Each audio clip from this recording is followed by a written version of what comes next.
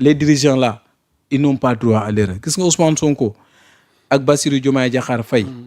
ils ont été élus parce que dañu vivre loo xam ne pendant des années ñu jàpp ne il est temps de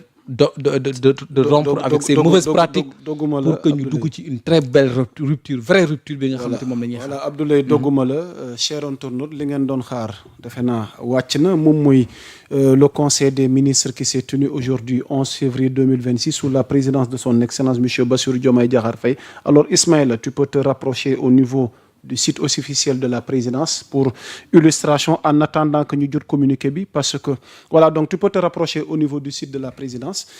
en attendant ñu daal di jot li nga xamante ni moom mooy communiqué bi parce qu'on ne parle qu'au titre de la communication du président de la République. Le chef de l'État a fait une communication portant sur les points suivants mi ngi ko tàmbalee ci modernisation consensuelle de la gouvernance universitaire donc li Abdoulaye Ndiaye doon wax léegi defe naa njiitum réew mi moom la ubbee mu di le président de la République entame sa communication par la modernisation et la stabilité du secteur de l'enseignement supérieur, de la recherche et de l'innovation, facteur clé de la vision Sénégal 2050. Rappelant le caractère névralgique du secteur de l'enseignement supérieur, il souligne la récurrence des crises systémiques et la complexité des problématiques et des solutions après s'être incliné devant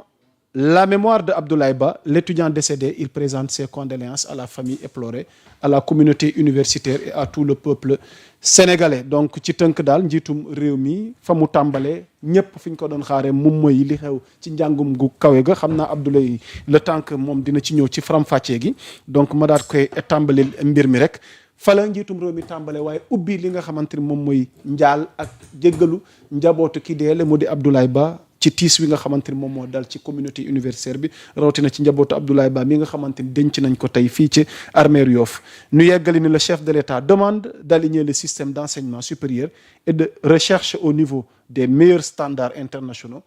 Il instruit le gouvernement d'asseoir un dialogue permanent avec toutes les composantes de la communauté universitaire afin de respecter les calendriers académiques et les prescriptions du système LMD, ainsi que les règles de gouvernance administrative, budgétaire et financière des universités publiques et centres des œuvres sociales. Enfin, il insiste sur la nécessité d'accélérer le processus de validation consensuelle des recommandations issues des concertations portant sur l'agenda national de transformation de l'enseignement supérieur, de la recherche et de l'innovation. Donc ci tënk daal njiitum réew mi sàkku na ñu daa dee li nga xamante ni teg mbirum njàng mu kawe mi ci li ñuy tuddee maanaam standard internationaux yi parce que tamit njàng dafa am nu mu war a doxee am nu mu war a tëddee et tamit ñu fexe la nga xamante ni tënkoon nañ ko ci ay waxtaan ci ni nga xamante ne moom la ñuy réformer wala moom la ñuy yeesale wala moom la ñuy defaree njàng mu kaw mi mu daal di tege fi mu war a tege ñu daal di appliquer parce que li xew tey war na ko mën a accepter nga xamante ne ni université mu kaw mi dina ubbi ci agenda bu normal bu régulier waaye tëj ci agenda bu normal bu régulier nga xamante ne ni tey jii nii li ñuy assister à l'université war nañ ko mën a weesu moom jiitum réew mi en tout cas daal buntu bu njëkk bi nga xamante ne moo ñeel conseil des ministres foofu la moom njiitum réew mi daal di ubbee waxtaanam bu nu wéyalee xam ngeen ni moom it nekkoon na ci tournée fële ca Sénégal oriental def na tournée économique dans les régions de Tambacounda ak Kédougou moom le chef de l'État mi ngi informé le conseil avoir effectué maanaam diggante le 5 ba le 8 février 2026 ab tournée économique dans les régions de Tambacounda de Kédougou avant de remercier les populations les autorités administratives déconcentrées les élus et acteurs territoriaux pour leur accueil, leur mobilisation et le bon déroulement des visites dans les localités et les sites programmés. Magnifiant le potentiel, voilà, le vaste potentiel économique du Sénégal oriental, érigé en pôle de développement prioritaire dans l'agenda national de transformation, le président de la République demande au gouvernement d'accélérer l'exécution des projets relatifs à la construction d'écoles, de lycées, d'universités du Sénégal oriental, des ICEP, de l'hôpital de Bakel, de bâtiments administratifs et d'autres édifices publics. Il indique l'importance de l'accélération de l'électrification des villages et de l'accès à l'eau potable des populations, du renforcement de la couverture sécuritaire ainsi que du désenclavement routier, aérien et numérique de la zone est du pays, notamment la région de Kédougou. À cet effet, il demande au Premier ministre de veiller à la relance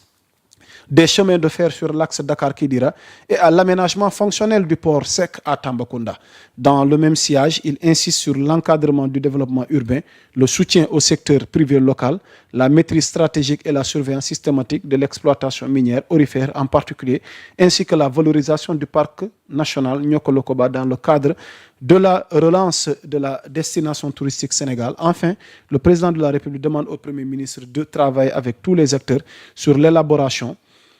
et la mise en œuvre d'un programme spécial d'investissement dénommé Plan Diomaye pour le Sénégal oriental. Kon ginnaaw plan Diomaye pour la Casamance amal nañ plan Diomaye pour le Sénégal oriental afin de résorber le déficit infrastructurel et assurer une présence plus marquée de l'État dans la zone est du pays. Donc ci tënk daal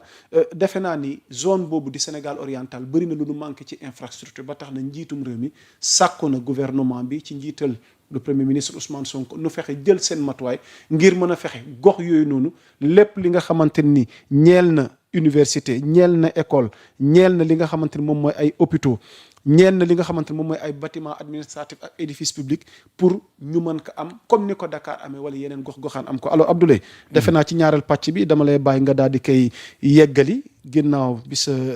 donc mu di préparatifu mois Ramadan bi ak carême bi. Xam ngeen ni mbokk yi li ñuy tuddee shahru Ramadan soreetul weeru koor gi bi ngi sunu kanam defe naa ay fan ci des bu motee semaine sax defe naa li des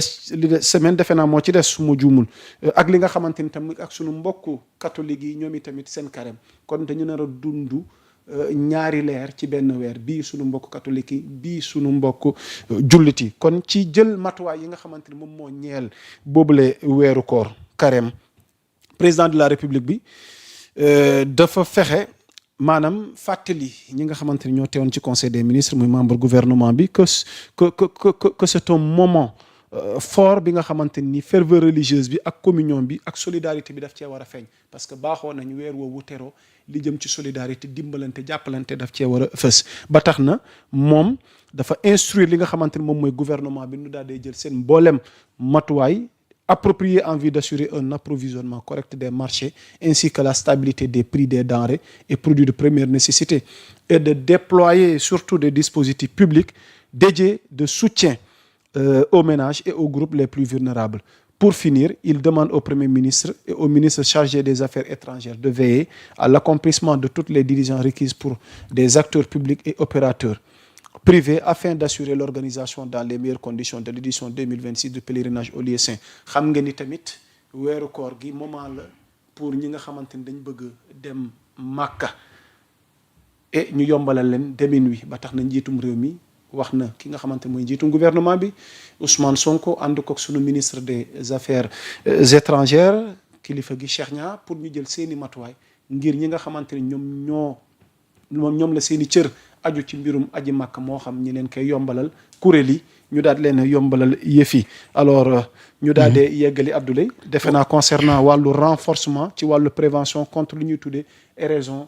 côtière bi Abdoulaye Ndiaye. waaw am na lu am solo lu mu ci wax ci wàllum renforcement ci wàllum prévention ak la lutte contre l'érosion côtière j'y arrive muy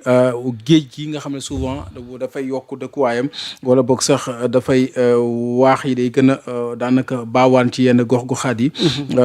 nekk ci dendeefu ko tefes yi lu ci mel ne îles yi njiitu réew mi nag mi ngi sàkku ci ñu jeexal li ñuy wax la cartographie des zones frappées maanaam jox ko mandarga dalwaay xew-xew yooyu nga xamante ni daanaka mën na am njeexantalu koom-koom ak njeexantalum càccef di environnement waaye tamit ci wàllum social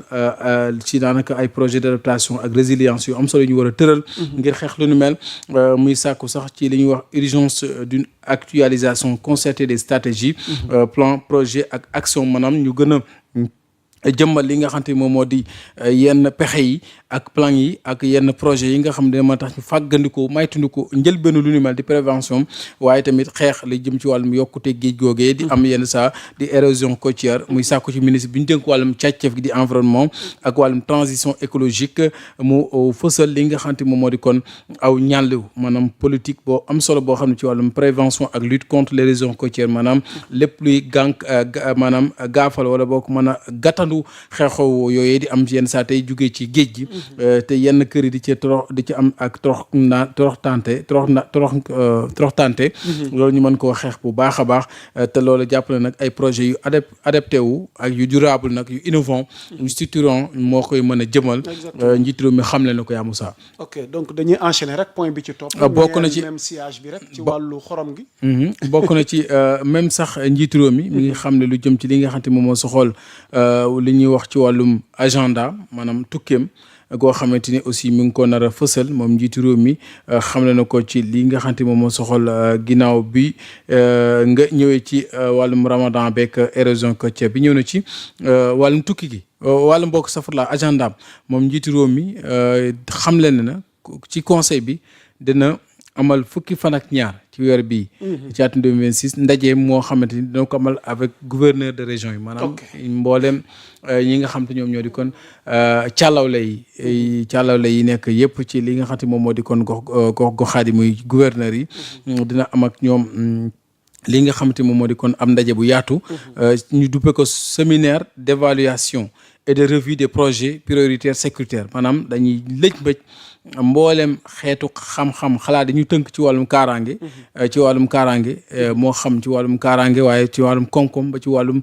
nekkin di wàllum social ba ci càccaf di environnement ci région bu ci nekk gox bu ci nekk la mu yellool ñu mën caa def ab liggéey loolu nag dina ko amal nag ci teewab ki nga xam te moo di Yellimane jëwriñ ji ak yenn ci membre yu gouvernement bi moom mu njiitu réew mi xamle ko ci ay kàddoom. alors dañuy ñëw nag moom ci Yellimane jëwriñ yi. defe naa def na communication alors nga leeralu ñu ko Abdoulaye Ndiaye. moom premier ministre bi président de la République fegalee kàddoom feelu na ko jël yi kàddu moom premier ministre Ousmane Sonko ci communication nag ci ponk yi ñu leen bëgg a limal ci loo ko daanaka biral bokk na ci filière sel maanaam ci wàllum xorom si xam naa moom nga doon wax sànq xorom si ci kàddu yu premier ministre surtout kàddu yu président bi xorom xote naa xorom yéen waaw bi beneen xorom la mais premier ministre nag nee na mi ngi souligner potentiel stratégique bu filière sel maanaam ci wàllum xorom soosu muy fàttali ne Sénégal la place du Sénégal bi nga xamante ni mi ngi ci daanaka principaux producteurs africains ci Afrique dëndu Afrique ñi nga xam ne dañuy produire sel te nag moom jàpp na nag premier producteur lañ ci di exportateur significatif bu ci Afrique sowu jant kenn mënuñu ci loolu nag mu xamle ko bokk na ci tamit production annuelle bi nga xam ne at bu jot bu ñu xool lu ëpp ci 500 000 tonnes danañ ko produire loolu nag bokk na ci production xorom soosé donte nag mi ngi xam ne contribution économique bu secteur bi nag maanaam li mu war a bokk ci liy participer ci secteur bi daanaka am na lu des lool ci wàllum xorom si ci bu dee comme réew bu Sénégal li mu ci war a participer maanaam xorom si njaw mi ngi ci des suñu xambin mu xamle ko ndax nag nee na valeur de production bu sel bi mi ngi représenté booy xool 0,3% maanaam xaw na néew lool ci en terme de produit intérieur brut national maanaam PIB bi alors que bu ñuy xool part importante bu production bi maanaam ci encore exporté sous forme de brut ou faiblement transformé maanaam lu ci ëpp nag ci li ñuy importé ci li nga xam te moom la ñuy exporté di ko jaayi daanaka produit brut bi la maanaam bi nga xam dañ ko daanaka laalaguñ ko wala boog sax bi ñuy jota laal mais tuuti lañ ko daal di ko soppar ñi maanaam transformé faible transformation la am loolu nag mu xamle ko muy xamle aussi li nga xam te moom moo di moom premier ministre ne situation boobu nag dafay wàññi li nga xam te mooy valeur captée par l'économie nationale li ci koom-koomu réew mi di ci am dafay xaw a ko néew doole te dina nekk loo xamante ni day tax suñu dépendance ci importation bi ci yenn produits yi raffiné yi dafay gën a am doole day tax li ñu di soxla ci biti dana xaw a yokkoon boobaa tey nag daanaka mën na am sax ay njeexantal ci wàllum produits chimiques ay dérivés chimiques or le développement stratégique de cette filière représente une opportunité majeure pour renforcer la base industrielle nationale maanaam améliorer la balance commerciale stimuler les économies locales et favoriser l'émergence d'industries à forte valeur ajoutée mu ne fexe ba suqali ko secteur boobu dana tax maanaam ñu gën a yokk sunu ndëgër laay këru liggéeyukaay maanaam sunu base industrielle nationale ba pare dina yokk sunu balance commerciale bi maanaam bu ñuy xool bu ñuy jënd ak jaay ca xayma ga dana ci am taxawaay gu mucc ayib te dana tax sax suñu gox-goxaat yi koom-koom ya ñu am ñuy wax économie locale mën a suqaliku waaye suñu émergence d'industrie à forte valeur ajoutée maanaam suñu kër liggéeykaay yi danañ ci gën a lenqaliku ci atum 2034 yi ñu dëgmal ci kàttanu yàlla jàpp na ne filière sel boobee di xorom si war naa nag am potentiel bu am solo lu ëpp ci 30 000 emplois formels maanaam da nañ ci mën a am xëyu liggéeykaay toll ci fanweeri junni xëyu liggéeykaay waaye chiffre d'affaires boo xam ne war naa romb 350 000 de francs CFA 50 milliards autant pour moi de francs CFA maa ngi koy wàññi de par ailleurs pour le premier ministre le choix de la filière sel permet de faire du pôle tey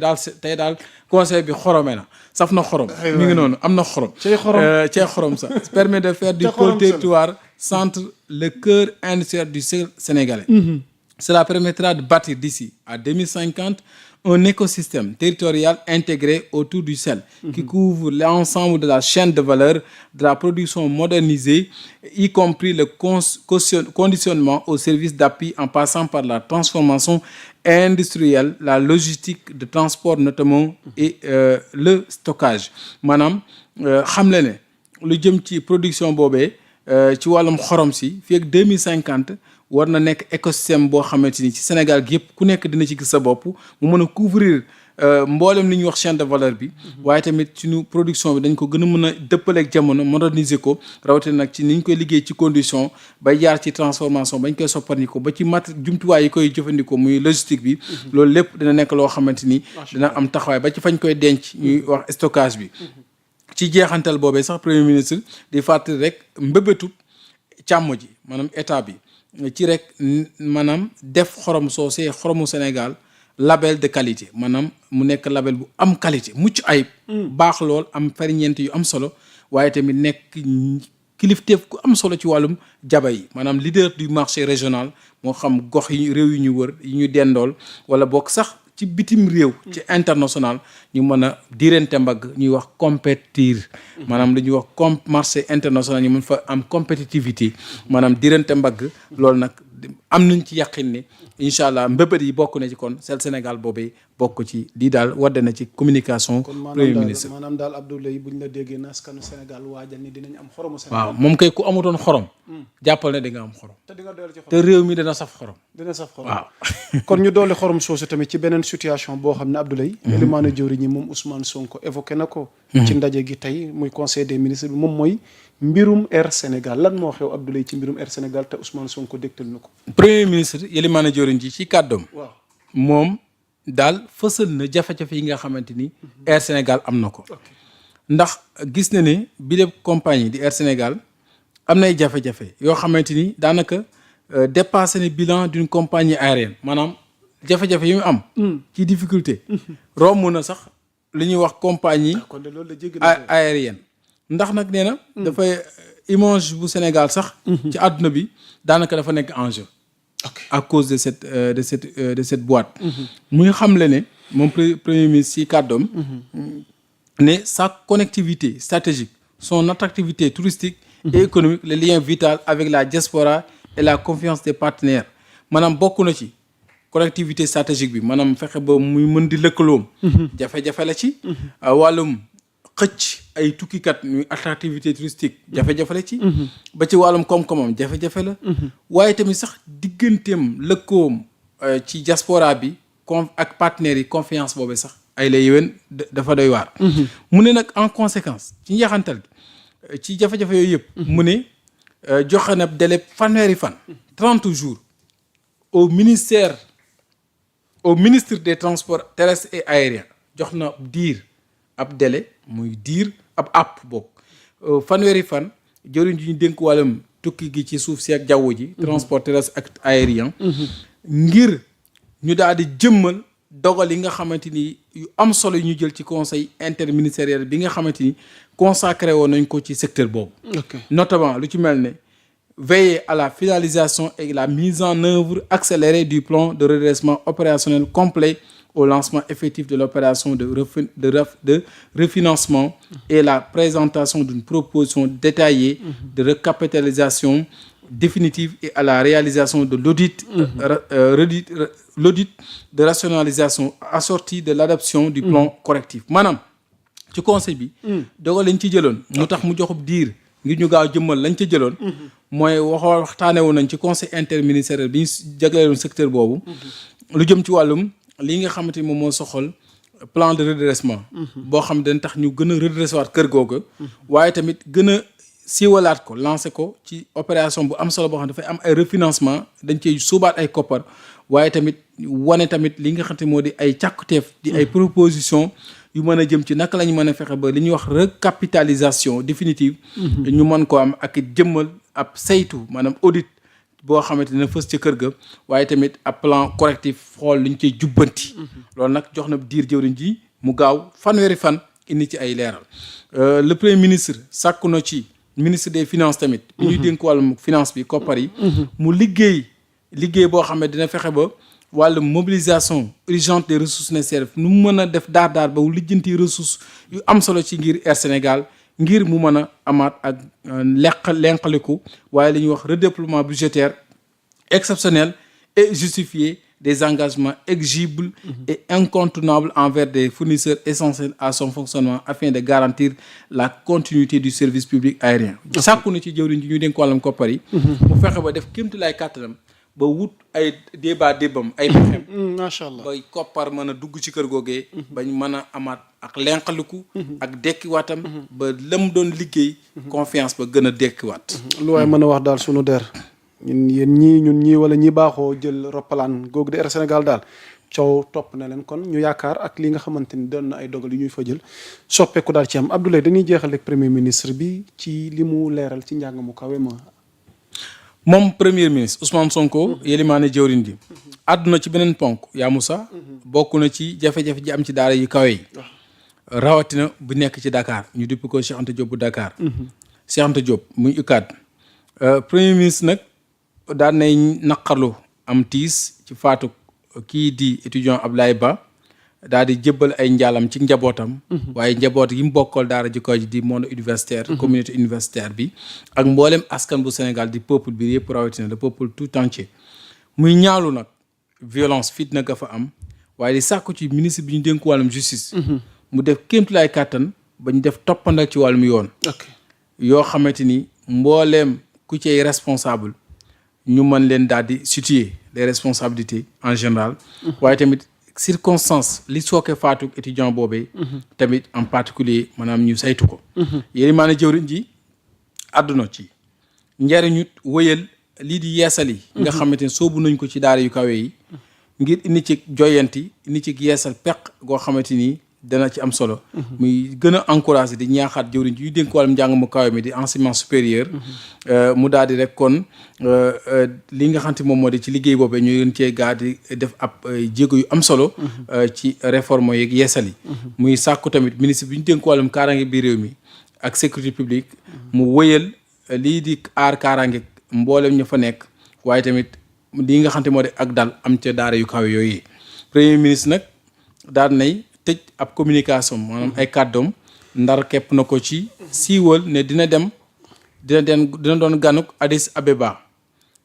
ci fukki fan ak ñeent jàpp fukki fan ak juróom ci weeru février atum 2026 ngir teewal fa li nga xam ne moo di président de la république ci fanweer ak juróom-ñeenteelu ndaje mi ëngamloo mu am solo mi nga xam ne ñu duppee session ordinaire bi njiiti réew yi nekk ci Union africaine